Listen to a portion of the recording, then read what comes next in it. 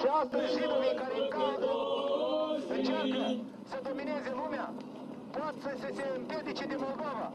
Noi suntem țară ortodoxă și dacă nu vor auzi jidovii acest cuvânt, noi vom ridica lumea și țara. Niciun jidov mărșav care încearcă să ne spurce pe noi nu va reuși. Poate să ne omoare, poate să ne traumeze copiii, pentru că toate lucrările care...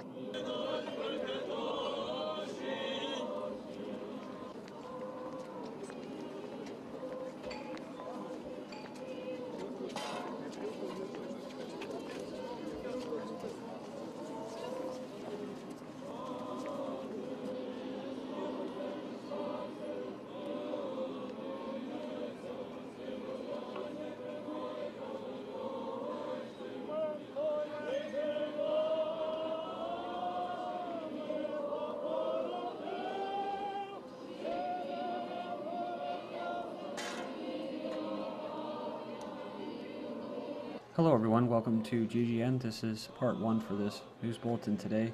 It's Monday, February 25th, 2013. I'm Darko. Alright, I'm gonna just put it out there. This is an older video, and I just saw it recently though, but it's from 2009. It was reposted in 2012, I think. But I'm only covering it because I've seen a few things, just a few articles that I want to tie in with it. Because I mentioned before of just like patterns and trends that I see, and one of them is these people here saying what? They call themselves Orthodox Christians. They say they will not let Moldova be run by Jews. But the background behind it, they're saying several dozens of people took part in an anti-Semitic manifestation in the basically the city or the country. The participants of the protest, which took place in Central Park, chanted anti-Semitic slogans. They ripped the Jewish symbols put up in the park last Friday on the occasion of the Jewish Hanukkah holiday. From what I was reading about that that menorah that was there at that right there by that statue was put there as basically a way to punish, I guess, Moldova for participating and allowing Jews to be killed during World War II. So the point here is about guilt, just like Germany, where they were supposed to be responsible for the war, and the whole thing was to make Germans feel guilty, even to this day, to rewrite their history in their books and stuff like that, and be ashamed for the fact that these people actually started the war. They killed their own people. So with that being said, Kensington Chabad menorah left powerless. This is an article that was actually from December 12th of 2012. Residents fearing the precariously rigged menorah, says here, on the Canton Avenue Bridge, got their Chanukah wish last night. Someone snipped the wire to the display, leaving it in the dark. So it said just hours after the story about the Kensington Chabad's menorah appeared online, someone cut and removed the extension cord that dangled over the pedestrian's head. So I moved that, elicited cheers from the critics. But it goes on here and basically says that they did it for because it was hanging electrical wires and stuff like that, and it was unsafe. One individual expressed his fear about the menorah on the neighborhood, saying that they basically accused him of being culturally insensitive, even though he's actually Jewish. But he says menorahs and religious displays in general have been a point of tension in the neighborhood ever since the menorah was set up at the now defunct Key Foods by a Chabad rabbi in 2009. Jewish delis in a pickle, it says. In New York, Jewish delis once numbered in the thousands, now total a few dozen. The LA landmarks are closed or struggling. Food prices, more restaurant choices are partly to blame. Is that the only one? It says increasing apathy, particularly from young patrons, has driven the traditional Jewish delicatessens from the mid-century pinnacle. Basically, they're blaming it on health reasons. They say one of the reasons is a demographic shift, also saying that a lot of these younger generations splintered into the suburbs. Then you have Israel's coming civil war. The Haredi Jews confront a militarized secular Zionist state. It says Israel is heading towards a profound internal crisis, a Jew-on-Jew confrontation, which has major implications for its relations with the Palestinians, as well as its Arab neighbors. It says the conflict is between the highly militarized Zionist state and the Haredi religious movement over a number of issues, including recent proposals by the Israeli Prime Minister to end the religious exemption of Haredi youth from serving in Israel's colonial armed forces. It says even before the forcible imposition or founding of the State of Israel, the Haredim, I'm sorry, butchering this word, were opposed to Zionism. So the vast majority of them in Israel remain staunchly opposed to the Zionist state for religious, ethical, and political reasons. Then UK students shun Israeli envoy's speech. You have Israeli Deputy ambassador to Britain has been forced to flee from a British university campus after his address was disrupted by angry students chanting "Free, Free Palestine." So it goes on here, and it says the footage shows a university official, apparently Thomas Scotto, associate dean, approaching the students and warning them, "I know about 5 of you. If you continue, you'll be brought up on charges against university ordinances which prohibit disruption of a lecture." But you have to remember, in California, they were trying to propose that law. I don't think it got passed yet, but about protesting over Palestine, and you wouldn't be able to do that at all because it would be considered anti-Semitic. Swastikas found at scene of Florida daycare fire. The owners of a church and daycare facility in Fort Lauderdale, Florida, pointed to swastikas spray painted on the building as a proof that the fire that tore through the building late Saturday night was premeditated hate crime. So it's pretty messed up. I guess the bishop said, whatever game they're playing doesn't frighten me. Well, the only game I think is being played here it's a psyop. You look at the comment boards, and surprisingly, a lot of people notice something, which is, how would people that were supposedly neo-Nazis do it backwards? When supposedly the Nazi flag was on what? It was usually right-facing on both sides, except for basically their maritime flags. The only other group that would be using this sign the way it's written up there would be Indians or Hindus. So, it could just be a group of, some trailer trash who don't know better and just use the symbol for, basically being racist or something.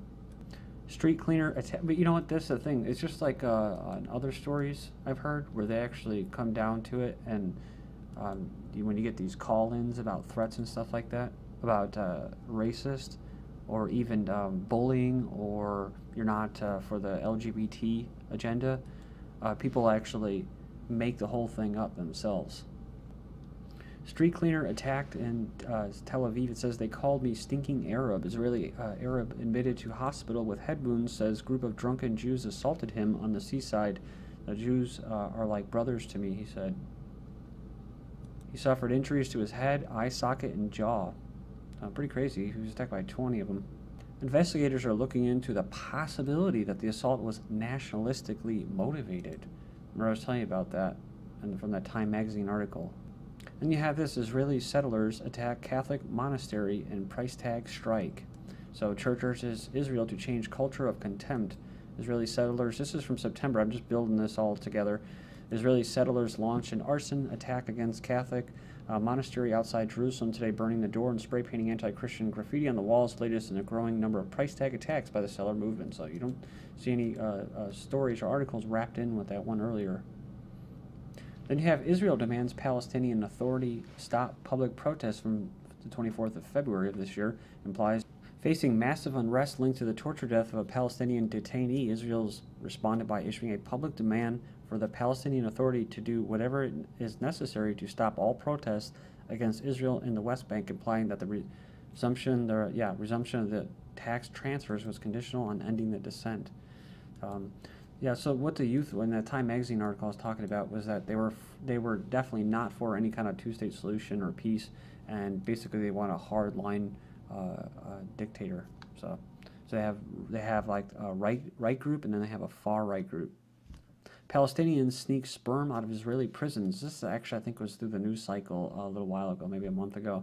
Fertility doctor cooks up smuggling scheme. So the wives of Palestinians held in Israeli prisons are getting pregnant in an odd way by smuggling out the prisoner sperm, says NBC, but the families won't say how they get the sperm past a glass separation body search and airport-style scanner. This is interesting. It says here that it was an invented strategy, I guess here, a fertility doctor in Ramallah, because he saw the wives of prisoners paying a very high price, he said, waiting for years while husbands served time and then being too old to conceive. Which is interesting, because that's a different culture. Here in our culture in the West and in Europe, you just leave your significant other. But it's interesting because they call it, trimming the grass, the blades of the grass. That's why they have these little mini hot wars. It's to kill people. That's what it's to do. So they're literally carrying out a Holocaust against these people. Israel, U.S. Successfully tests anti-missile system. Israel and the U.S. on Monday, or Usreal, whatever you want to call it, same state, on Monday carried out a successful test of the next-generation Arrow 3 missile defense system for the first time, sending an interceptor into outer space. where it could destroy missiles fired from Iran. And I don't think it has anything to do with Iran. This has to do with outer space. This has to do with militarizing space with weapons. This is what we just covered recently. This is where it's really starting to, you will start to see a lot more of this in the future, probably in the next year or two. So expect more asteroids and comets or whatever other crap, to create a threat, or like Iran, IRG, or aliens, but I don't think they're going to go with that route. IRGC, basically, Iran wraps up 3-day maneuvers in eastern Iran, so they had their own little exercises as well. That was ground and air military exercises. Iran fleet makes maiden voyage through Malacca Straits as Navy commander. So it goes on and says that they've crossed the Strait of Malacca for the first time since the 1979 Islamic Revolution. So he added that the Navy's 24th Fleet of warships comprising Sabalan destroyer and this Karg helicopter carrier had set sail for the Malacca Strait to provide security for the route, adding that the fleet would enter the Pacific Ocean on Tuesday. And now to the Oscars. Obama-backed torture film fails at Oscars, so Zero Dark 30 wins no major awards. So, which is nice and everything, but what else won? Well, Argo wins Best Picture, so not a very big surprise. I wasn't surprised. I kept saying it was a surprise. It wasn't a surprise to me. But also, you had Lincoln, another propaganda film. So I kind of found it surprising that he would say that, oh, I didn't know anything, when I was first here about Good Will Hunting, which actually had to do with what? He was real smart, and he didn't want to take a job working for the military-industrial complex. So actually, they may have actually known something back then, because now that he's back, apparently he's going to be writing propaganda for the Pentagon. So, but that's success, that's success, and that's what they look for, so good job, Ben. But Iran plans a response to Argo Films, saying that they're planning to finance a film that says it will correct the historical inaccuracies of the movie Argo. Following its release, the movie was condemned by the officials as anti-Iranian, with others accusing Affleck of promoting Islamophobia.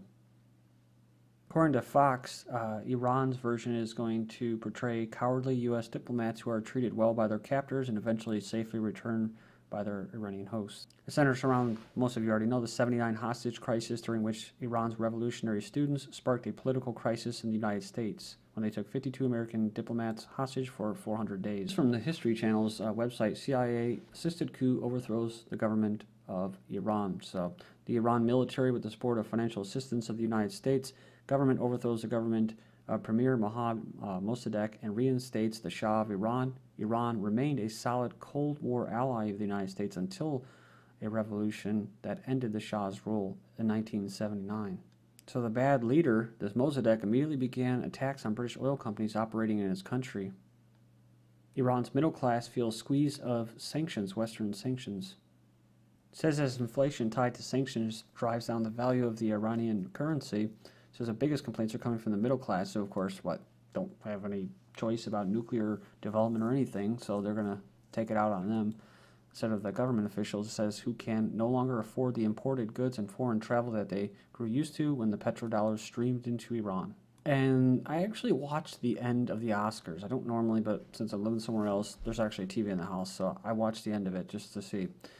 And I was like, what is this? What the hell is this? This is like something out of a sci-fi movie, or just something that you hear about maybe from like World War II style regimes. Michelle Obama, the First Lady, just popped in to give the actual Oscar. Presenting the Oscar was kind of messed up. Flanked by military and or cadets presenting an Oscar to a movie that was going to be what? Propaganda. Said next she'll be in every movie theater preview telling you to shut off your cell phone and put away the popcorn. But like we were saying, how there's different cultures, and the elites want to create this one unified global culture, and some people aren't on board with that yet, which is what? Iran. Iranian news censors Michelle Obama's Oscar gown.